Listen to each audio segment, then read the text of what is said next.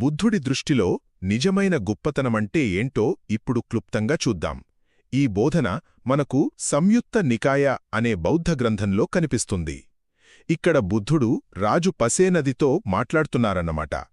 అప్పటి సమాజంలో కుల వ్యవస్థ చాలా బలంగా ఉండేది.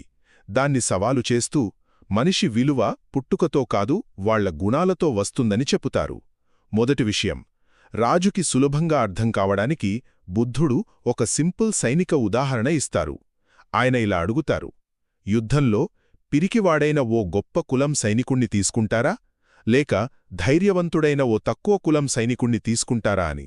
దీనికి రాజు వెంటనే ఒప్పుకుంటారు. స్కిల్, ధైర్యమే ముఖ్యం కాని కులం కాదని. చూసారా?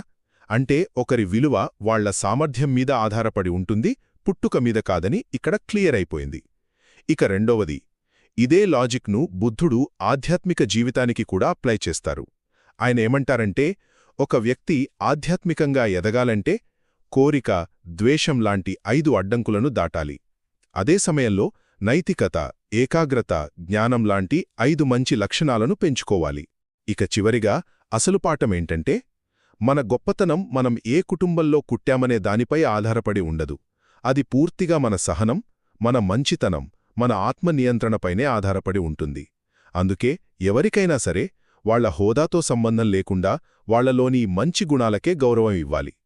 ఒక్క మాటలో చెప్పాలంటే, మన విలువను నిర్ణయించేది పుట్టుక కాదు, మన చర్యలు, మన అంతర్గత స్వచ్ఛతే.